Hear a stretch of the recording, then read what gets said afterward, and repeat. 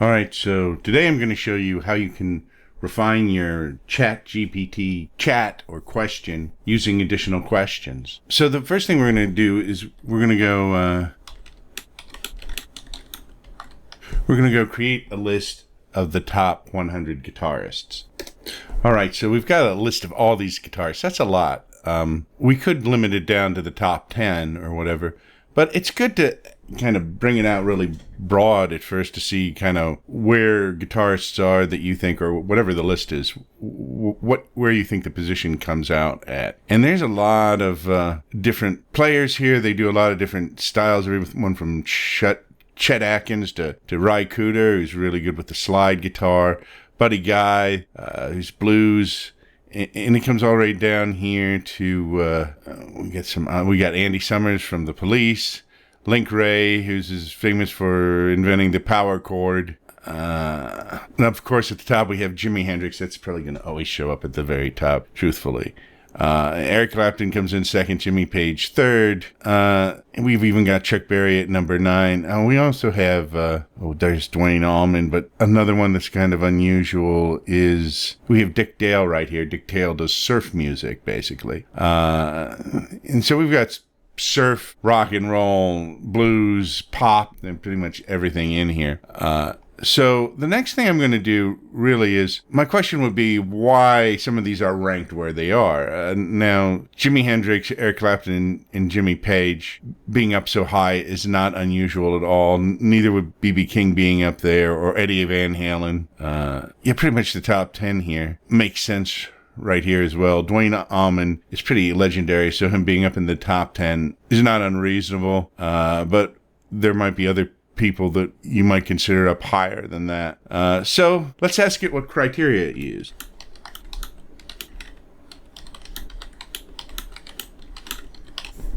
What criteria did you use to determine who's on the list? So it gives you an explanation. It went by technical skill, influence, innovation, body of work. That's interesting. So it takes into account the quantity and quality of work as well. So some people might not have made the list just because they didn't have the amount of work. Cultural and historical significance, diversity of styles, consistency, and longevity. So that's those are all really good criteria. So now we want to know why it ranked it. We know why it picked them, but why did it rank them where they are?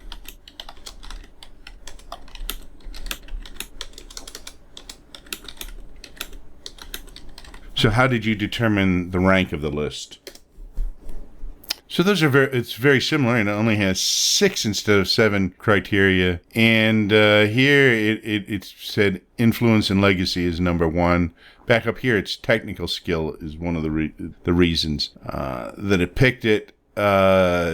Technical proficiency is also on here. Influence is second, but it made it kind of a distinguish between, I guess, influence and legacy. Body of work, cultural, historical significance. Then it has popularity and recognition, and it didn't say that it took that into account either. Let's ask it what styles it included.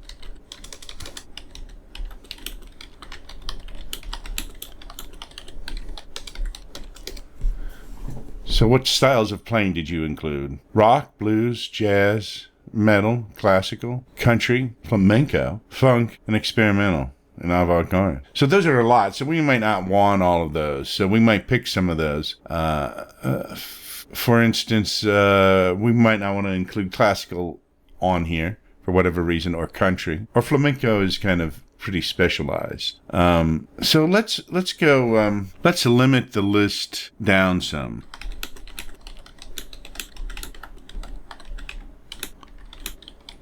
So we're going to limit the list down to rock, blues, and pop. So redo the list and limit the styles to rock, blues, and pop. All right, so read the list. It's kind of interesting. So it still put the same 3 up at the top: Jimi Hendrix, Eric Clapton, and Jimmy Page. And actually, first top 4, B.B. King, and 5, Eddie Van Halen. And I think Stevie Ray Vaughan, David Gilmour, Carlos Santana, Chuck Berry, and Dwayne Allman. This is actually the same top 10 as it had before. So it didn't change anything in that position. But a few different people are in here that weren't in here before, and the rankings seem to be a little bit different. Not sure that the Slash was in there. Stevie Vai was in there. It's hard to remember because there were so 100 to so many. I don't think Les Paul was up there before, and he's a very important guitarist. Joe Bonamassa was already in the other list, so it's added a bunch in here that may not have made the list before. Actually, it's interesting because it ranked Chet Atkins much lower than it did on the other list. So by doing these adjustments and then looking at this longer list, we can see more of how it's thinking. So if we had just done the top 10 and made some of these adjustments, we wouldn't have seen some of these other guitarists, so it wouldn't have made that much difference. So let's ask it why it ranked Chet Atkins lower in the second list.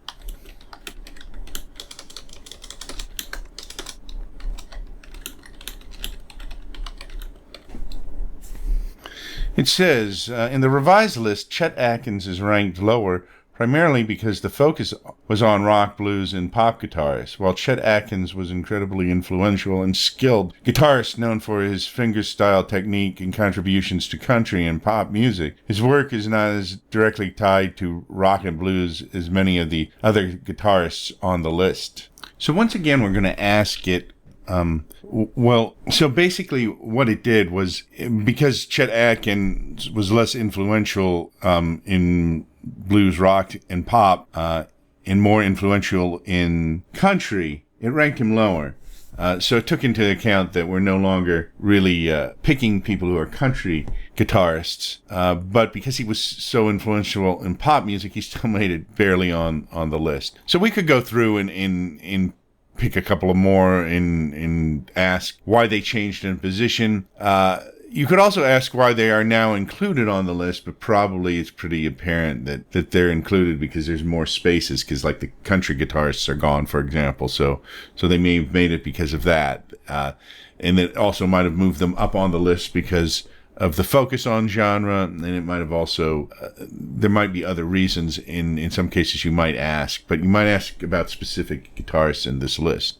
Now, assuming we just wanted the top 10, as I said, the top 10 here are the same on both lists. So by expanding the search out more, we see more of how it was thinking and more of who it is picking. And for instance, T-Bone Walker is on here. I'm not sure he was on the other list. He's made down here 97. I don't think he was on the other list, and he would be higher up. So like if we did blues guitarists, things would change on the list significantly. So we can try limiting that.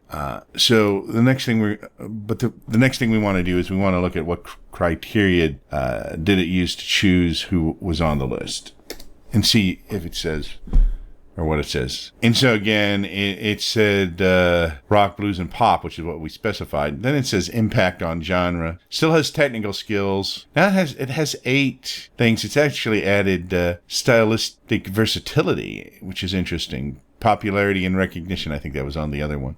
So we can go through and see how it's thinking. So it's added a different additional criteria on here. So now let's reduce it even more. Let's just do the top 100 blues guitarists.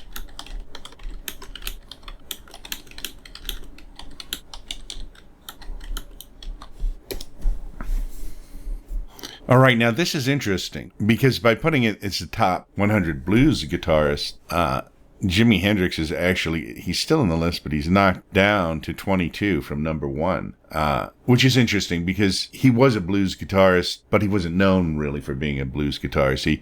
He played a lot of blues stuff, and there's a lot of recordings of him playing the blues, and he started out with the blues. He actually, originally, he actually played with Little Richard in Little Richard's band for a while when he was younger.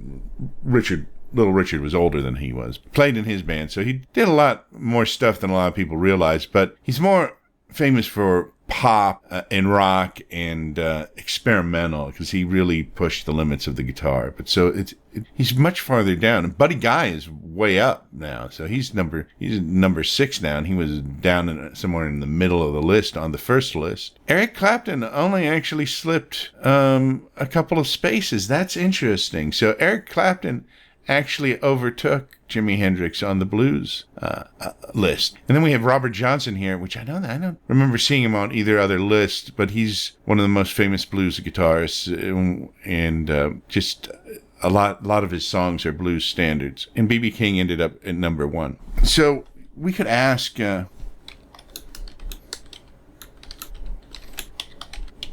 we can ask why Jimi Hendrix dropped to 22 on the list. So this is interesting because it actually has some specific reasons why it dropped him down to 22 from number 1. So we have primary genre focus. So it says that he had blues elements, but he was primarily known as a rock guitarist. He did have a lot of blues elements. His blues repertoire, and so the list prioritizes guitarists who make significant contributions to the specific genre of blues tradition and style, and historic impact on the blues. So that's interesting. So now we get a better idea what ChatGPT is thinking actually through doing this list. So then we're going to redo the list again, only including rock guitarists. All right, and if we go up into the top 10 again, we see here Jimi Hendrix is once again back on top. Jimmy Page actually moved up from the first 2 lists to number 2, and Clapton dropped from 2 to 3. Eddie Van Halen actually stays at 4 from the first 2 lists he was on 4. David Gilmour was on both lists. Keith Richards actually moves up into the top 10, and Ritchie Blackmore moves up in the top 10, and Slash moves up into the top 10. And Brian May makes it at number 10. Brian May was the guitarist of Queen.